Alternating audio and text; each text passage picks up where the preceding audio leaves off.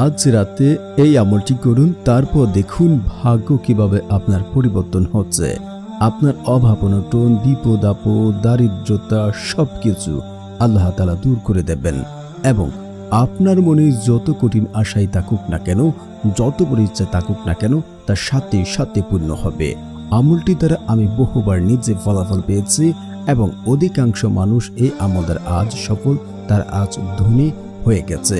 তো আপনারা যারা অভাব অনটনে আছেন, বিপদ আপদে আছেন, দারিদ্রতায় আছেন, আজকের এই আমলটি শুধু আপনার জন্য। তাই বলছি টেনে ভিডিও দেখেন, কোনো পয়েন্টে মিস হলে কাজে আসবে না।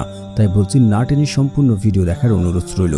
আর যারা চ্যানেলটি সাবস্ক্রাইব করবেন তাদেরও মনের আশা পূর্ণ হবে ইনশাআল্লাহ। এবং সকলে একটা লাইক করুন এবং কমেন্টে সকলে লিখুন আমিন।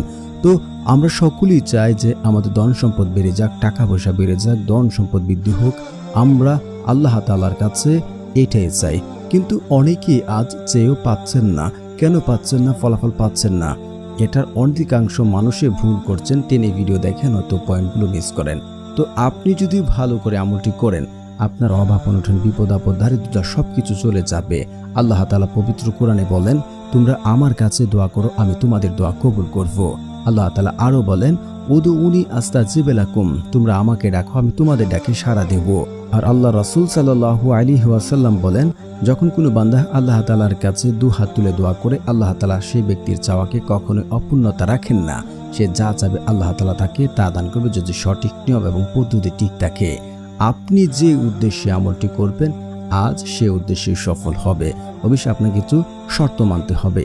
শর্ত হচ্ছে, যে ব্যক্তি 5 ওয়াক্ত নামাজ পড়বে না তার দোয়া কবুল হবে না, পিতামাতার অবাধ্য সন্তানের দোয়া কবুল হবে না, যে ব্যক্তি হারাম খাবার খাবে তার দোয়া কবুল হবে না, যে ব্যক্তি আত্মীয় সম্পর্ক চিহ্নিত করার দোয়া করবে ওই ব্যক্তির দোয়া কবুল হবে না, এবং যে ব্যক্তি তাড়াহুড়া করবে, কেন ফলাফল পাচ্ছে না, এমন এমন কথাবার্তা বলবে, ওই ব্যক্তির দোয়া কবুল হবে না। তাহলে এখন কথা হচ্ছে কিভাবে আমলটি করব। আমলটি করার জন্য সর্বপ্রথম আপনারা উযু করবেন। উযু করে জায়নামাজ বিছিয়ে 2 রাকাত নফল নামাজ পড়বেন রাত্রে। পরে আপনি আল্লাহ তাআলার এই শক্তিশালী নামটি পড়তে হবে। তার আগে অবশ্যই আপনাকে 100 বার ইস্তেগফার পড়তে হবে, আস্তাগফিরুল্লাহ আস্তাগফিরুল্লাহ আস্তাগফিরুল্লাহ। তারপরে হচ্ছে আপনাকে অবশ্যই দুরূদ শরীফ পড়তে হবে 3 বার, সাল্লাল্লাহু আলাইহি ওয়াসাল্লাম সাল্লাল্লাহু আলাইহি ওয়াসাল্লাম সাল্লাল্লাহু আলাইহি ওয়াসাল্লাম। তারপরে হচ্ছে আল্লাহ তাআলার এই শক্তিশালী নামটি পড়বেন। আল্লাহ তাআলার সেই শক্তিশালী নাম পড়ার আগে অবশ্যই যারা চ্যানেলটি সাবস্ক্রাইব করেনি, দয়া করে চ্যানেলটি সাবস্ক্রাইব করে পাশে থাকবেন।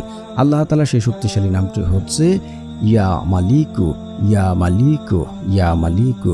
তারপর 2 হাত তুলে একই এবং বিশ্বাস রাখে কায়মনোবাক্যে আল্লাহ তাআলার কাছে দোয়া করুন।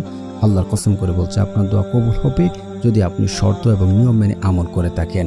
একই এবং বিশ্বাস রেখে আজই আমলটি করুন এবং সকলেই কমেন্টে আমিন লিখুন। ইনশাআল্লাহ আপনাদের দোয়া কবুল হবে হবে হবে ইনশাআল্লাহ।